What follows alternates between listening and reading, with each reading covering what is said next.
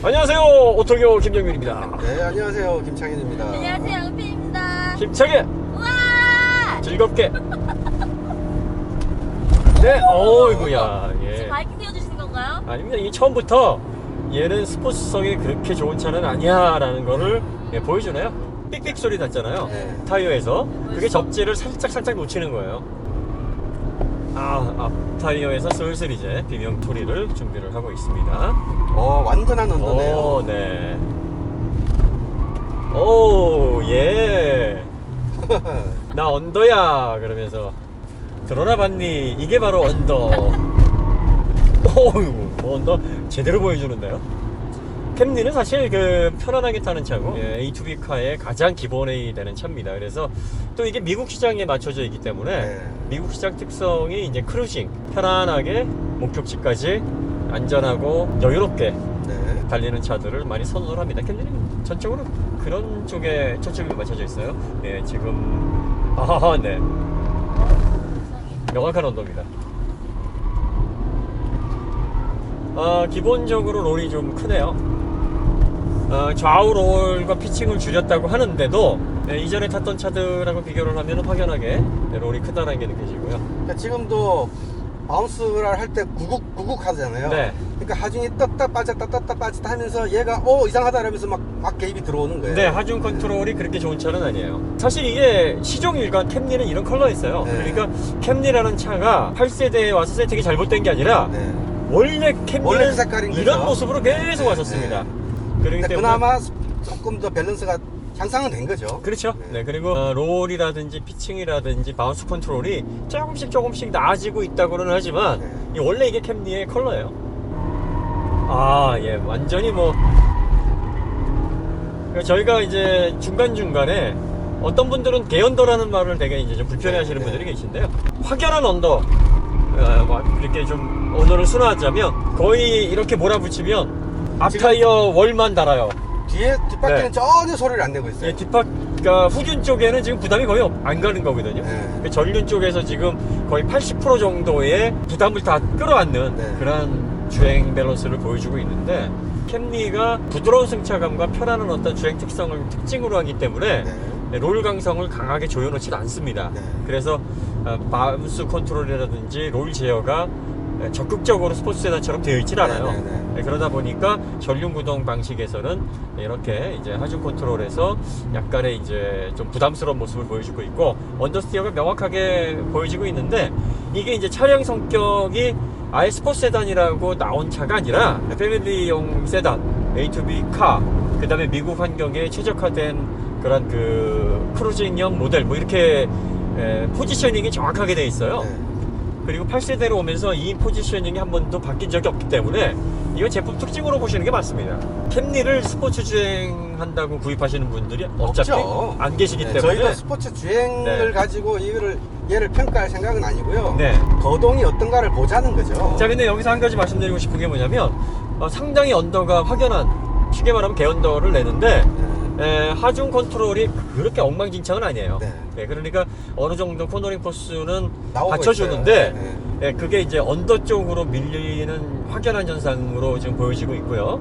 그 다음에 한 가지 이제 아쉬운 점이 마우스 컨트롤이 좀 거칠다는 그렇죠. 거죠. 네. 그러니까 마우스 컨트롤까지 좀 잘 잡아내면 언더라 그래도 이렇게 뭐 안정감이 크게 떨어지거나 네. 여러분들이 이제 한 가지 주의하셔야 될 게 뭐냐면 저희가 언더 성향이 명확하다 그래서 차의 어떤 밸런스가 엉망진창이다라고 얘기를 하는 게 아니에요. 언더 이코로 엉망진창, 뭐 오버 이코로 뭐 재미, 뉴트럴 이코로 뭐 완벽 이런 건 아닙니다. 언더 성향이 강하면 강할수록 스포츠 주행에 있어서 불리한 건 사실이에요. 명확하게 선을 그어서 말씀드리는 게 아니기 때문에 언더가 명확하게 난다 그래서 이 차는 뭐 세팅이 엉망진창이다 이렇게 생각하실 필요는 없어요.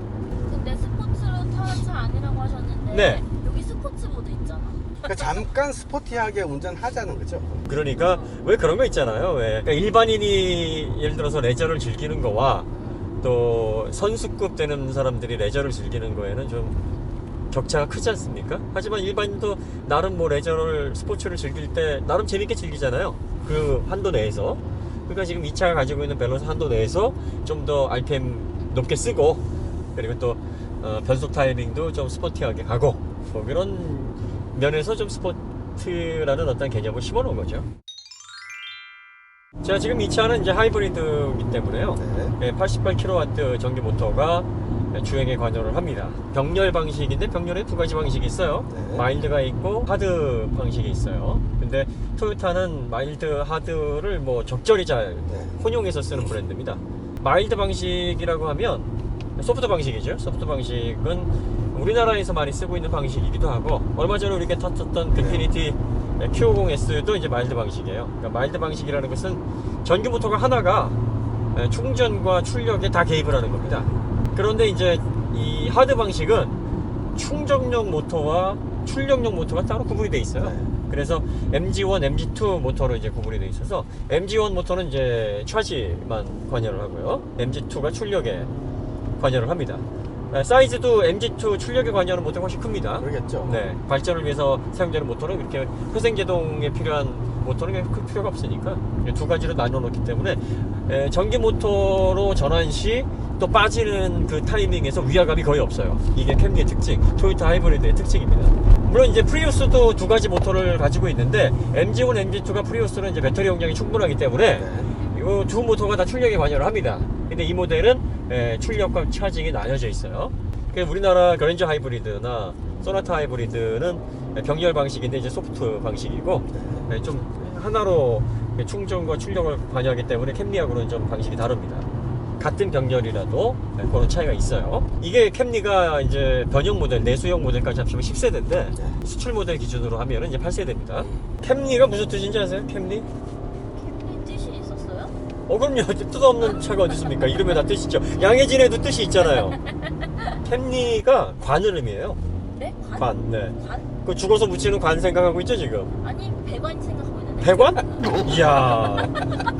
그럼 뭐야? 무슨 관이 뭐야? 머리에 쓰는 관입니다. 아, 관! 네, 관. 그 관이 왜 토요타에서 많이 쓰는 이름이냐면, 네. 토요타를 대표하는 모델이 이제 크라운이라는 크라운. 모델이 있어요. 네. 크라운이 왕관이라는 뜻이죠. 네네. 예, 그래서 크라운이 1955년도에 토요타 독자 기술로 만들어 놓은 모델이면서 지금 현재 토요타 내수 모델 중에서 가장 고급 모델이에요. 아하. 그리고 토요타에서 가장 오래된 모델이기도 하고요. 물론 뭐 최초의 모델은 그 AA형이라는 소형 모델이 있었는데 네. 그 이후에 이제 독자 모델로 크라운이라는 차를 만들었고, 그 크라운 다음으로 유명한 게 이제 1960년도에 나온 코롤라입니다. 네. 코롤라가 또 무슨 뜻이냐면 그게 화관을 의미해요. 꽃관. 꽃관. 네, 꽃관. 그리고 캠리는 그냥 관. 머리에 쓰는 관. 네. 예, 그러니까 그만큼 좋은 차다 뭐 이런 뜻이겠죠. 전혀 네. 뜻이구나. 일본어로는 카무리. 카모리. 네, 카무리. 하이. 그래서 그런 뜻을 가지고 있고 1983년도에 나왔어요. 그 토요타에서 제일 유명한 차가 이제 셀리카라는 차가 하나 있었어요. 네, 네. 토요타에. 그 셀리카가 캠리의 원형이에요. 거기서부터 출발을 해서 미국 수출용으로 주경 세단을 하나 만들어 놓은 게 이제 캠리죠. 그래서 지금 이 모델은 8세대입니다. 꽤 오래됐네요. 네, 오래됐습니다. 그리고 하이브리드라는 모델은 이제 6세대부터 나오기 시작을 했고요. 하이브리드 모델로 따지면 이제 3세대죠. 편안한 승차감을 위해서 만들어졌다는 게 과속방 시트를 넘어보면 네. 훅 하고 넘고 뒤에 바운스가 한번 훌렁하고 있잖아요. 네. 그게 이제 사람들한테 좀 편안한 느낌을 주거든요. 흔히 왜 이제 요람 같다. 그렇죠. 흔들어준다, 이게. 네. 응? 역학적으로 보면 진동을 가장 빨리 없애주려면 크리티컬 댐핑이라고 해서 한번 쑥 하고 탁 끝나는 게 제일 빨리 진동을 없애주는 거거든요. 그렇죠. 근데 그러면 편안한 거는 일부 손해가 보는 거예요. 약간 진동을, 거칠죠? 진동을 그렇게 되면. 살짝 남겨줘서 네. 좀 편안하게 만들어주는 거죠. 네. 엄마가 애 낳고 울렁울렁 하잖아요. 그렇죠. 그러니까 그런 식의 느낌을 만들어 놓고 있는 거예요. 네. 저는. 그래서 이게 미국 시장에 좀 최적화가 된 차이기 때문에 미국 소비자 취향에 많이 맞춰져 있어요. 그리고 3세대 모델부터 3세대 모델이 1992년도에 이제 출시가 됐거든요. 네. 그런데 그 모델이 1997년부터 이 토러스를 제치고 미국에서 1위를 하기 시작을 합니다. 네. 그러고서는 계속 1위에요. 네. 중형 세단에서, 그러니까 미드 사이즈에서는 계속 1위입니다. 가성비 대마왕이라는 거죠. 일단 네, 미국적인 캠리가 관점에서 보면 왜 미국에서 인기냐면 내구성이 뛰어나고, 내구성도 그렇고. 거기는 이제 우리나라랑 달리 보험 부르면은 뭐 이렇게 바로바로 즉각적으로 안 와요. 그렇죠. 그래서 개인마다 그 게리지를 만들어 놓고 메인터넌스를 직접 합니다. 그리고 어디 메인티넌스를 리페어 샵이 또 멀리 있고. 멀리 있죠. 그리고 또 미국은 네. 수리를 할 때 부품비보다 서비스료가 더 비싸요. 그래서 그 바버샵이나 뭐 뷰티샵도 보면은 맞아. 굉장히 비싸기 때문에 미용 도구들 집에다 갖다 놓고 네. 직접 와이프가 이용해주는 그런 가정들이 많아요. 그래서 이제 머리 깎을 돈이 안 되는 사람 다 밀어버리잖아요. 아 그런 이유. 아, 아, 그럼요. 예, 그렇군요. 제가 그 미국에 예. 머리 긴 이 사람 적응이 안 돼. 예. 케빈 스페이스가 그래서 돈이 없어가지고 요즘 영화 출연도 안 하고. 그런가 예. 보네. 많이 힘들었네. 그런가 보네요. 그 무상 점검은 우리 막 무료로 해주잖아요. 네. 근데 미국은 무상 AS가 살아있더라도 네. 아무 이유 없이 가서 점검 받으면 돈 내야 돼요. 음. 그렇게 서비스에 관련된 비용들이 좀 많아요. 그리고 또 서비스 센터도 멀고. 그래서 이게 고장이 잘 나느냐 안 나느냐, 그게 중요한 이슈죠. 그리고 고장이 났을 때 비용이 얼마나 드느냐, 이게 차를 살 때 굉장히 큰 그렇겠다. 기준이 돼요. 보험료가 또 얼마가 나오냐도 고장 빈도에 따라서 그 보험료가 측정이 되기도 하고요. 미국 시장이 우리랑 좀 다릅니다. 그런데 그 토요타가 이 캠리를 통해서 한 번 사면 10년간은 잊어버리고 타도 되는 차다, 이런 인식이 생겨서 네. 1997년부터 아주 뭐 주구장창 계속 1등. 지금은 한 1년에 7, 8만 대, 50만 대 약간 그 밑으로 이제 판매가 되는, 아직도 캠리는 뭐 가장 잘 팔리는 미드 사이즈의 미국에서의 그 스테디셀러입니다. 요즘은 이제 자동차가 여러 가지 카테고리로 나오기 때문에 스포츠성을 강조한 차인데 스포츠성이 안 좋다 그러면 뭐 까야 되죠. 네. 그리고 또 편안한 승차감을 우선적으로 했다는데 너무 뭐 바운스 컨트롤이라든지 롤링이 심하거나 뭐 피칭이 심해서 오히려 뭐 멀미가 날 정도다, 이러면 또 안 되는 거고요. 그리고 또 일상적인 용도, 뭐 경제성과 또 편안한 어떤 승차감을 담보로 한 중형 세단인데 토션빔을 막 뒤에다 박아놔가지고 막 뒤에서 그냥 막 쿵쾅거리고 막 가속 방지턱할 때마다 엉덩이에 똥꼬에 힘을 줘야 되고, 이런 차들도 까여야죠. 이런 것들이 용도에 맞지 않는 세팅인 거예요. 그래서 지금 캠리는 용도에 맞는 세팅이기 때문에 저희가 이제 와인딩을 하면서 와인딩에서의 어떤 거동에서는 뭐 그다지 썩 재미는 없습니다 라고 얘기하지만, 이게 캠리의 어떤 단점이다 이렇게 얘기를 할 수가 없어요. 왜냐면 예. 제 생각에는 만약에 언더스티어이면서도 그 한계 속도가 엄청 낮아버리면 네. 이런 차 위험해서 못 타요라고 그렇죠. 하겠지만 네. 한계 속도는 욕 나올 정도가 아니거든요. 네. 상당히 높은 편에 속해요. 그냥 언더를 안고 있을 뿐입니다. 네. 얘가 만약에 뉴트럴로 가면 네. 와, 스포츠 세단 빰치겠네요 라는 말이 나오겠지만, 그렇죠. 근데 뉴트럴이 아니라 언더스티어 성향이기 때문에 한계 속도가 낮아졌지만 네. 그래도 높은 한계 속도는 유지하고 있다. 안정감이 있다는 얘기예요, 기본적으로. 그러니까 네. 뭐 그 언더스티어 세팅을 탓할 정도는 아니다. 세단을 위해서도 그 한계가 높아야 되는 이유가 뭐냐면 사고의 상황에서 그렇죠. 밖으로 처박히느냐 틀고 나가느냐, 네. 그게 얘의 기본 성능이 좌우하는 거거든요. 그렇죠. 저희는 재밌게 탈 수 있느냐만을 위해서 보는 게 아니라 네. 정말 한계 상황에서 얘가 그래도 믿을 만한 놈이냐 그렇죠. 하는 그거를 본다는 거죠. 그 한계 속도가 높은데 언더가 발생을 하게 되면 아무래도 운전자는 부담을 느낍니다. 네. 부담을 느끼고 명쾌하게 재미있게 운전을 하는 게 아니라 그냥 차가 버텨나가는 거거든요. 그냥 버티는 힘으로 그냥 우우우우 나가는 건데, 이렇게 해서 버티는 거와 못 버텨가지고 튀어나가는 거는 굉장히 큰 차이거든요. 그렇죠. 그러니까 여러분들이 위험한 어떤 한계 상황이거나 위급 상황에서는 핸들 조작이 급작스럽게 이루어져야 되기 때문에 이렇게 한계점에 가까운 어떤 동작들을 차가 하게 돼요. 그럴 때 차가 그 한계점이 낮게 되면 사고로 이어지게 됩니다. 컨트롤 상실로 이어지게 되는 거예요. 그래서 이런 거동들이 굉장히 중요한데, 나는 이렇게 달릴 일도 없는데 왜 이렇게 거동을 이런 걸 봐야 돼? 이거 잘못되신 생각이에요. 이렇게 한계점에 거의 근접한 상황에서도 거동이 어느 정도 나와줘야 여러분들이 사고에 노출될 때에도 사고를 당하지 않고 그 상황을 모면할 수가 있는 차의 어떤 기본기가 굉장히 중요합니다. 캠리의 특징이 뭐냐면 굉장히 다루기가 편합니다. 차가 맞아요. 굉장히 다루기 편해요. 그러니까 이렇게 보시면 돼요. 마실 나갈 때라 그러죠. 네. 옷차림을 굉장히 편안하게 입고 가잖아요. 반바지에 티셔츠에. 집에 있을 때도 평상복 굉장히 편하잖아요. 마치 캠리는 그런 차예요. 그러니까 이 차를 가지고 어디 나갈 때 부담이 전혀 없어요. 막 쓰는 차. 예. 이동형으로서 굉장히 최적화가 잘 돼 있고, 차를 가지고 나갈 때 왜 굉장히 부담을 주는 차가 있습니다. 박스터라든지 ML63, 그 다음에 M5 뭐 이런 차들은 불편해요. 본인들 차 나열하시는 자, 이런 차들도 불편하지만 더 불편한 차들은 뭐 페라리, 람보르기니, 한 번 탈 때마다 정말 큰 맘 먹고 타야 돼요. 그치. 그리고 주행거리도 막 신경 많이 쓰시고, 그 다음에 어디 가가지고 뭐 이런 턱 나오면은 정말 막 긴장해야 되고. 저런턱 같은 경우에 네. 예전 페라리들은 앞에 딱 세워서 그라운드 클리어 그 지상고하고 내가 넘어갈까? 그렇죠. 내려서 눈으로 확인하고. 아 진짜로? 진짜요? 잘못하다 걸려요. 가운데가 걸려가지고 어머. 이러지도 저러지도 못한 상황이 생겨요. 자, 이런 차들은 네. 정말 한번 타고 날 때마다 큰 결심을 해야 되는데, 이 캠리는 그냥 키 들고 아무데나 갈 수 있어요. 아무데나. 장거리든 단거리든 뭐 마실이든 아니면 레저든 어떤 용도로 써도 편해요. 궁금하다. 운전도 너무너무 편합니다. 그러니까 이 캠리는 그런 목적에서 굉장히 탁월한 차입니다. 이 미국에서는 사실 장거리를, 거기 미국 소비자들의 특징이 뭐 하루 정도의 거리면 단거리거든요. 굉장히 가까운 거리거든요. 미국 애들은 그 바닷가에 간다. 네. 한 200km, 300km 가면 어이 금방이네. 오, 어. 되게 가깝네. 제일 가까운데 네. 300km 정도 돼. 3시간이면 가. 그렇죠. 뭐 이런 네. 이런 식이거든요. 거기서 길 물어보면 가까워요. 그러면은 나중에 지도 찍어보면 300km예요. 가까워요? 네. 하루에 갔다 올 수 있는 데로 가깝지. 생각이 달라요, 우리랑. 그렇기 때문에 차에서 거주하고 차를 조작하고 운전을 하고 하는 과정들이 굉장히 편해야 됩니다. 그치. 내 몸처럼 움직여줘. 양 PD가 늘 하는 마음처럼 내 몸처럼 움직여줘야 돼요. 그럼요. 캠리가 그런 차예요. 어허. 캠리가 그런 차이기 때문에 이 차는 무슨 뭐 스포츠성, 뭐 뉴트럴에 가까운 거동, 언더가 뭐 극히 제한돼 있어가지고 내 밖에서 고르게 나는 소리 다 집어치워. 그런 거 필요 없어. 그냥 편안한 게 최고야. 라는 사람들이 선택하는 차입니다.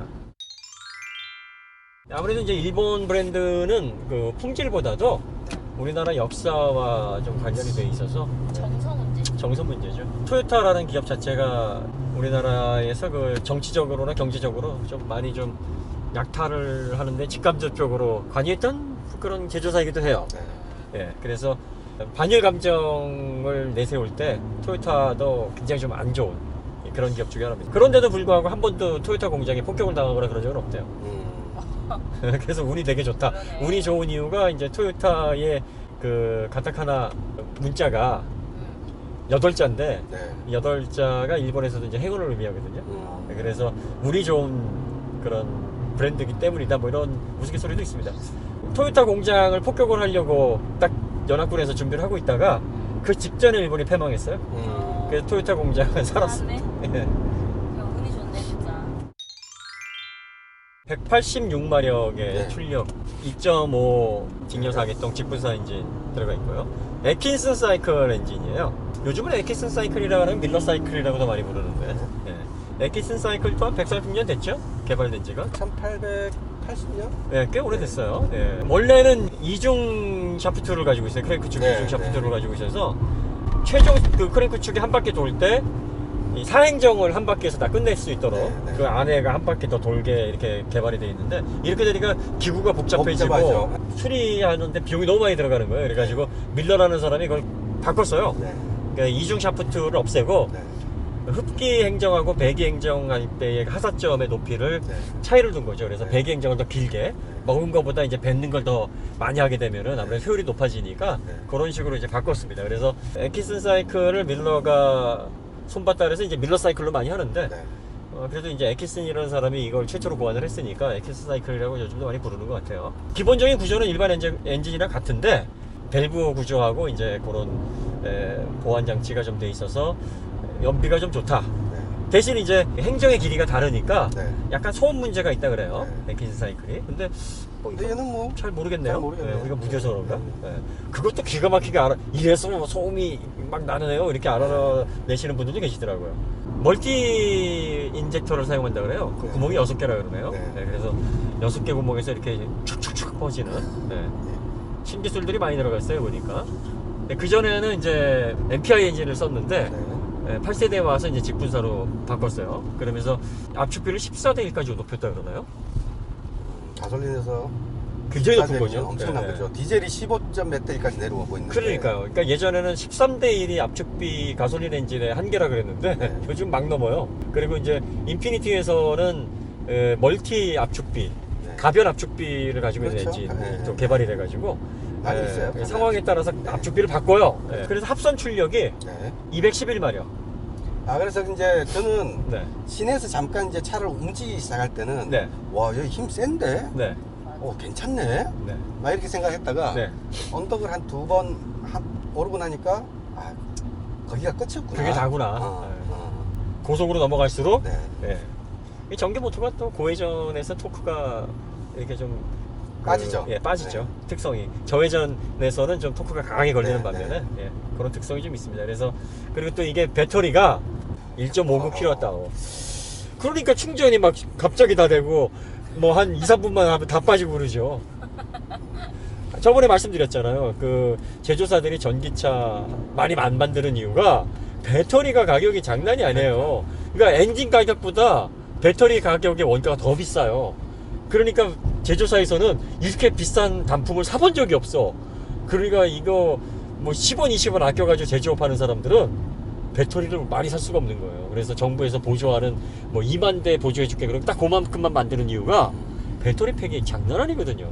엔진이 뭐 원가가 많이 들어가는 것 같죠? 진짜 많이 안 들어가요. 충전 속도가 생각보다 빠르진 않아요. 우리가 지금 4개막에서 계속 내려왔는데 산 하나를 네.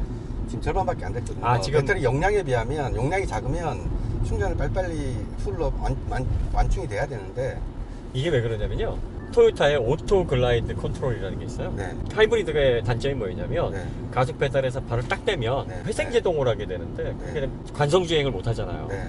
아무래도 이질감 생기죠. 그렇죠. 막 이게 약간 좀 네, 모터 네. 드라이버로 역회전이 걸려버리니까 네, 네, 네. 좀 느낌도 안 좋고 네. 그러니까 이걸 최소한으로 줄이면서 충전 효율도 어느 정도 가져가는 그러한 시스템이 그러니까 예전에 오토매틱 트랜스미션에 미끌거리는 그 느낌, 그렇죠. 그 느낌을 예. 준다는 그렇죠. 거잖아요. 그렇기 때문에 이제 아무래도 그 회생 제동이 아주 적극적으로 물론 이거 설정은 사용자가 거기에 맞춰서 조절을 할 수가 있는데 네. 네. 그러니까 좀 이따 기본적인 세팅을 바꿔보겠습니다. 세팅을 바꿔서 회생 제동을 좀 더 강화시킬 수는 있어요. 네. 근데 그게 싫으면 오토 글라이드 컨트롤을 통해서 약간 약하게 해놓으면 네. 관성 주행을 할 수 있으면서 회생 제동도 뭐 어느 정도 될 수 있는. 네. 그래서 그렇게 되면 충전 속도는 좀 느려집니다. 네. 예. 그런 특성 때문에 그래요. 그러니까 하이브리드가 좀 위력을 발휘하려면 네. 한 7kWh 정도의 배터리 정도는 돼야 돼요. 네. 1.5구. 이 말이 1.5구면은요, 이거 배터리만으로 몇 가지도 못해요. 그러니까 EV 모드는 이건 그냥 무늬만 있는 거죠. 뭐 시속 60km까지는 EV 모드로 충전이 다 돼 있을 때 네. 갈 수 있다고 하는데 그 가는 거리가 굉장히 짧습니다. 네. 시속 80km 이상에서도 정속 주행을 하게 되면 충전 상태에 따라서 전기 모터만으로 작동을 한다 그래요. 네. 잠깐. 예, 근데 배터리 용량이 1.59kWh이기 때문에 1.5구면은 1시간 동안 1.5kWh 그러니까 1.5kW를 쓸 수 있는 그런 그거예요. 근데 전기 모터가 88kW란 말이에요. 그렇죠. 아, 계산해보면 한 2분이 좀 안 되네요. 1분 한 30초? 뭐 그 정도 거의 풀로. 무늬만 네. 하이브리드 아닙니까? 그러니까 풀로 쓰면 그 정도고요. 아껴서 쓰면 한 3, 4분 쓸 수 있다는 얘기예요. 이제 가득 찼네요. 네, 지금 언덕을 거의 내려오면서 지금 회생 제동이 거의 다 됐습니다. 양 PD에게 이제 스테어링 휠을 건네줘야 되기 때문에. 그래서 제가 네. 완충을 시켜서 드리는 그렇죠. 거예요. 네. 아유, 잘못하면 감사합니다. 얻어맞기 때문에 네. 그것도 하나 만들죠? 잘 촬영 중 뭐 이렇게 네. 아니면 양 PD 비켜. 이렇게. 양피 탑승 중. 자, 이제 으유. 운전자를 교체하겠습니다. 네. 운전해보겠습니다.